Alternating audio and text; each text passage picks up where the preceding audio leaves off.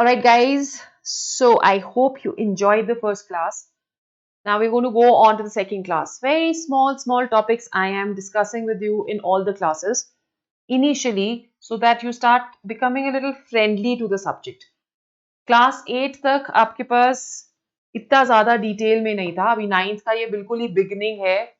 इतना डिफिकल्ट नहीं है, इजी है, बट धीरे धीरे डिफिकल्टी लेवल बढ़ता चला जाएगा. तो हमारे लिए बहुत इंपॉर्टेंट है कि हम इन बेसिक जो चीजें हैं, बेसिक टॉपिक्स हैं, इनको बहुत अच्छे से अंडरस्टैंड करें.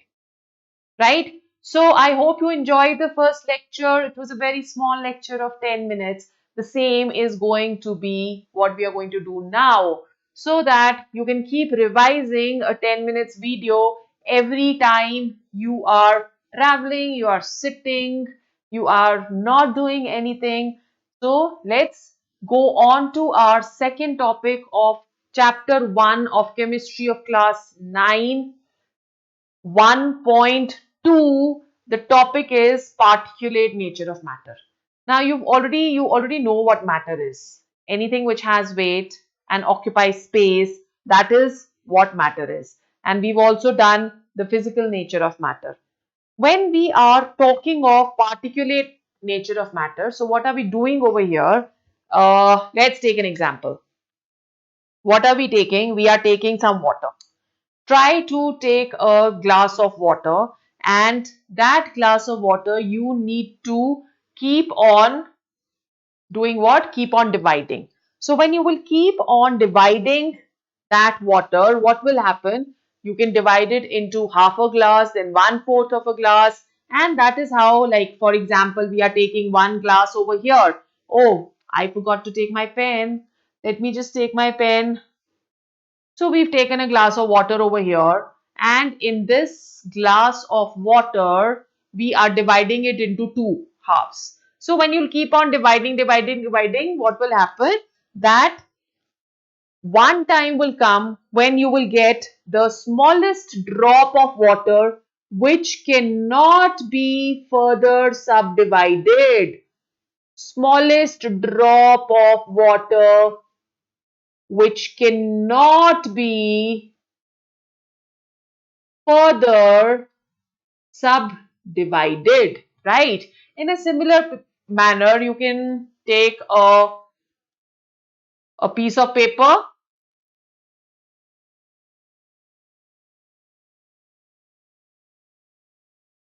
So when you're taking a piece of paper, you're trying to tear it, keep tearing it into smallest bit of papers. A time will come when you will not be able to tear it any longer, right? So this is the smallest part of water. After getting the smallest part of water, of course, you can divide it into hydrogen and oxygen, but not by simple physical means. You will have to use certain electricity to divide it into hydrogen and oxygen. So what will happen? What are we doing? We are saying that if we are dividing the water into smaller parts, we will not be able to divide it into less than the smallest bit.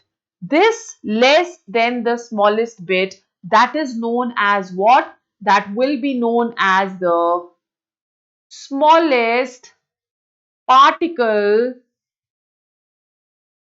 of matter, and that is the reason why we say that matter has a particulate nature. You can divide it into smaller parts, and each matter that will consist of very small particles which cannot be further subdivided.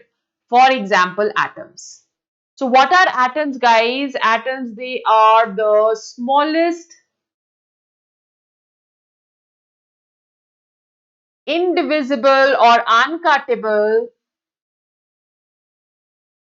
part of matter. It is the atom means only uncuttable. So it is the smallest uncuttable part of matter, and molecules, they are formed by combination of atoms, and ions, they can be formed by addition or subtraction of electrons, which we are going to do later. So this is what particulate nature of matter is. Now whenever we are talking of matter, we already said that each matter consists of very small particles, and these small particles, they are atoms, molecular ions, and they will have different sizes and different mass. So this is the base of every matter. This is the base of every chemistry. Done, hai ji? Then after that, we go on to, let's do a few activities which are present in your syllabus to explain the particulate nature of matter.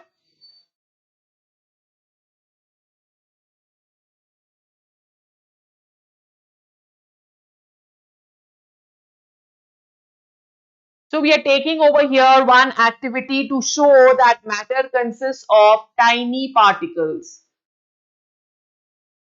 To show matter consists of tiny particles.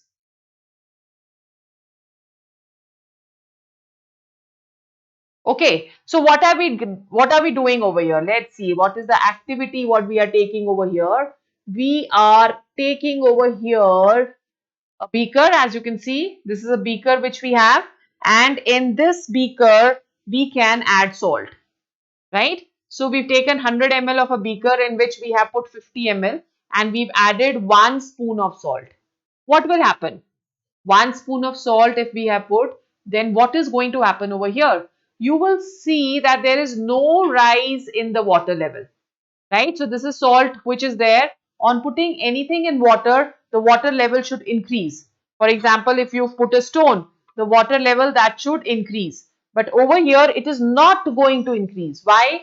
Because on stirring, the salt that is going to totally dissolve.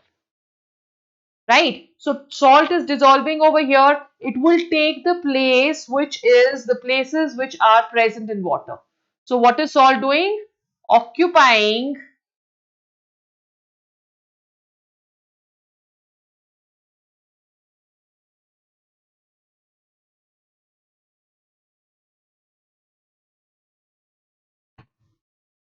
the places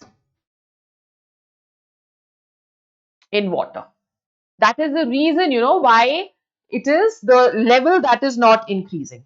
So we've taken around 50 ml of water in a glass beaker. We put in it salt crystals. Then we mark the level in the water beaker, and then we have stirred the contents. So this is our activity. Now you will see that apparently all the salt molecules or all the salt crystals, they are going to disappear. But what will happen if you taste? On tasting a drop of water from the beaker, the taste would be salty. So definitely water that has, that has dissolved in this beaker of water, and the level of the solution in the beaker that remains same. So what is the conclusion? Let us quickly go on to the conclusion. Right, guys, I'm sure you will be able to do it better than me. So if we're taking the conclusion over here,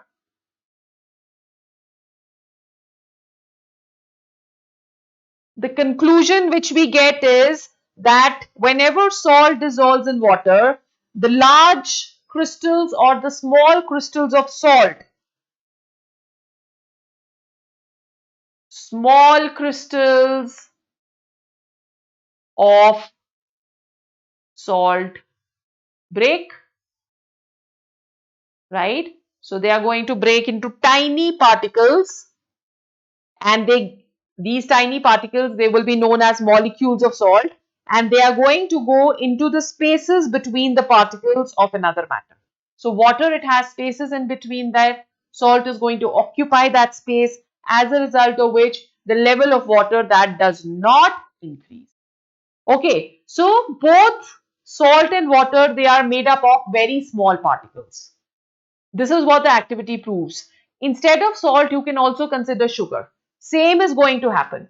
So now we know that matter has particulate nature. Matter consists of small particles. The question now is, how small are these particles? For that also we can take one activity over here.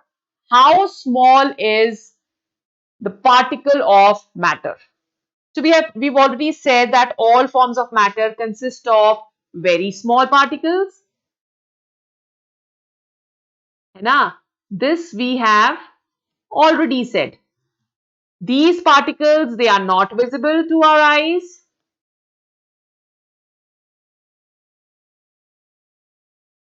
Not visible to the naked eye, right? Even if we try to see it under an ordinary microscope, we will not be able to see these particles. Now, if we are taking a drop of water,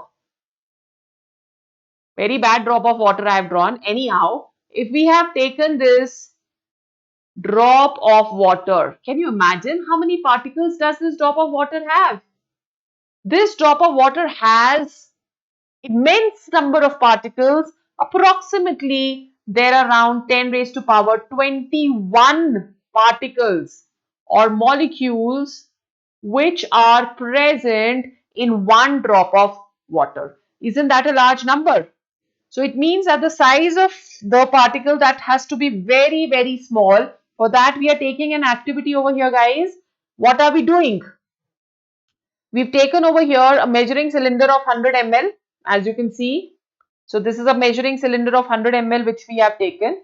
And over here in this measuring cylinder, we are going to take water and put potassium permanganate solution or potassium permanganate crystals. The intense purple color of the potassium permanganate crystals which we have put over here, that gives an intense purple color to the what?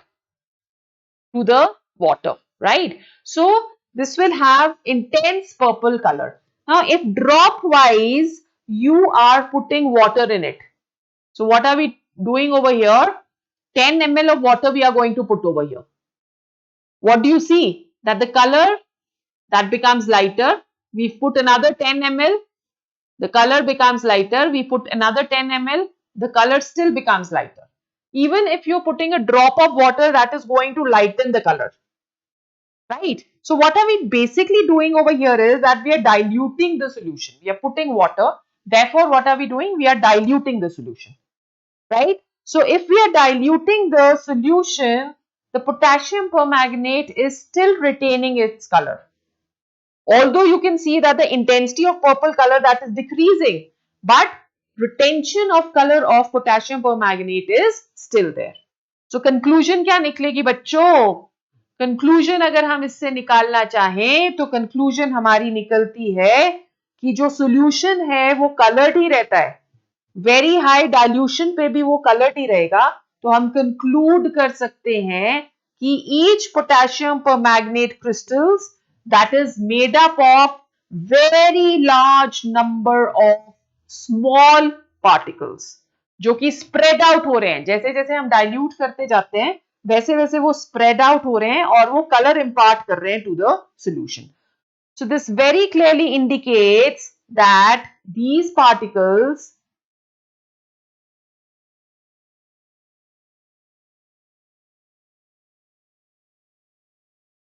must be very small in size.